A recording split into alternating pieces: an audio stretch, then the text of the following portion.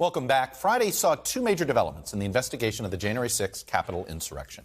Former Trump advisor Steve Bannon was indicted by a federal grand jury on 2 counts of contempt of Congress for refusing to comply with a congressional subpoena. Bannon is expected to turn himself in tomorrow. Earlier on Friday, former Trump Chief of Staff Mark Meadows also defied a subpoena, and the January 6th committee said it is considering holding him in contempt of Congress as well. So joining me now is a member of that committee. It's Democratic Congressman Adam Schiff of California. Congressman Schiff, welcome back to Meet the Press, sir. Thank you. Great to be with you. All right, let's start with the Bannon indictment. Do you believe that this will shake loose others who are not cooperating right now to cooperate, knowing that the Justice Department isn't afraid to indict these folks for contempt of Congress? Without a doubt. And indeed, even before the Justice Department acted, it influenced other witnesses who were not going to be Steve Bannon. And now that witnesses see that if they don't cooperate, if they don't fulfill their lawful duty when subpoenaed, that they too may be prosecuted, it will have a very strong focusing effect on their decision making. So it's very positive. I view this as an early test of whether our democracy was recovering. If our laws to mean anything, it has to be applied equally. And so I'm very glad the Justice Department has moved forward in this fashion. Are you at all concerned that Mr. Bannon appears to enjoy being looked at as a martyr in MAGA world? And because he could get convicted, serve time, and still never be forced to testify? No, that is true. And I'm concerned, frankly, of what that represents. Basically, that the Republican Party at the top levels, that is Donald Trump and those around him, seem to feel that they're above the law and free to thwart it. And there's something admirable about thumbing your nose at the institutions of our government. And look, Bannon did what he did because for 4 years, that's what worked. They could hold Republican Party conventions on the White House grounds. They could fire inspector generals. They could retaliate against whistleblowers. It was essentially a lawless presidency, and they were proud of it. And yes, that ought to concern every American. We need a reestablishment of the rule of law in this country, and I'm glad to see that that's happening. You know, in the statement from the co-chairs, the chair and vice chair, Thompson and Cheney, they wrote about Mark Meadows. Mr. Meadows' actions today, choosing to defy the law, will force the Select Committee to consider pursuing contempt or other proceedings to enforce the subpoena. Why is it only under consideration? He defied the subpoena. How is it not automatic? Well, you know, we have been moving very quickly to make these decisions, and I'm confident we'll move very quickly with respect to Mr. Meadows also. But we want to make sure that we have the strongest possible case to present to the Justice Department and for the Justice Department to present to a grand jury. And that means making sure that we bend over backwards to reach any agreement we can with witnesses that are showing any willingness to engage. But when ultimately witnesses decide, as Meadows has, that they're not even going to bother showing up, that they have that much contempt for the law, then it pretty much forces our hand, and we'll move quickly. Jamie Raskin, who's also a member of your committee, has said he's open to the idea of limited immunity in exchange for this testimony, even for Mr. Bannon. Are you there? You know, it'll have to be made on a that decision on a case-by-case basis.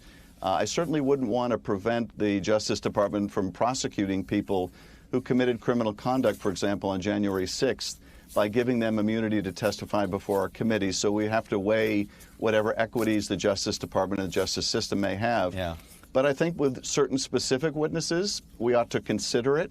But as that kind of immunity makes it very difficult to prosecute not just them, but sometimes others, we need to think about it very carefully. Look, it's pretty clear what the strategy is here.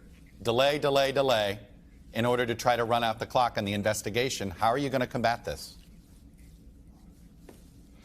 Well, first of all, the fact that the Justice Department has moved as quickly as it did is really helpful because, as I mentioned, that's already having an effect on other witnesses who are coming forward and not choosing to go to jail, as Steve Bannon may. But also in the civil litigation over our effort to get documents from the archives, the courts themselves have recognized that Donald Trump essentially played our institutions for 4 years and played rope-a-dope in the courts and moved with such expedition to reject Trump's claims in the district court a week or so ago. Now the Court of Appeals is saying they're going to have a hearing by the end of the month. Courts don't generally move that fast, and I think it's a recognition that Donald Trump has relied on justice delayed, meaning justice denied. So we and the courts are moving quickly. I want to ask you something about the Steele dossier because it has been in the news for a lot of other reasons, including some questions about its validity.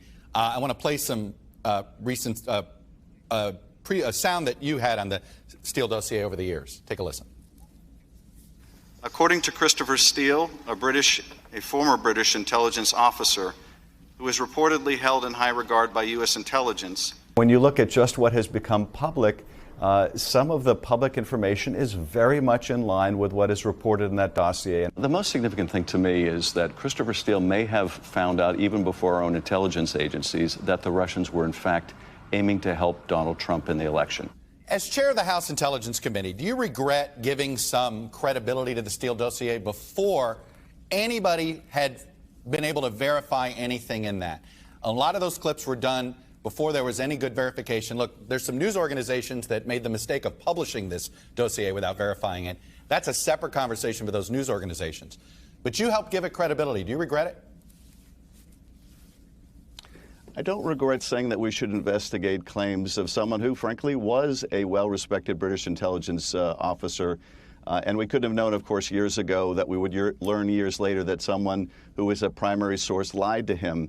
But what I just said with the clip you just played ends up being exactly right, which is Steele did reveal that the Russians were trying to help elect Donald Trump. That turned out to be all too true. And in fact, the Trump campaign chairman was giving internal campaign polling data to Russian intelligence while Russian intelligence was trying to help elect Donald Trump. So the top line there of Russian help and Trump willingness to accept it, make use of it, proved all too accurate. Okay, the summary was accurate, but the details were incorrect. That does undermine the credibility, does it not? Well, certainly. This Danchenko lied to Christopher Steele and then lied to the FBI. He should be prosecuted. He is being prosecuted. And I'll tell you this, if he's convicted, he should not be pardoned the way Donald Trump pardoned people who lied to FBI agents like Roger Stone and Mike Flynn. So there ought to be the same standard in terms of prosecuting the liars, but I don't think there ought to be any pardon no matter which way the lies cut. Congressman Adam Schiff, Democrat from California, a member of the January 6th committee. Appreciate you coming on, sharing your perspective with us, sir. Thank you. Thanks for watching our YouTube channel. Follow today's top stories and breaking news by downloading the NBC News app.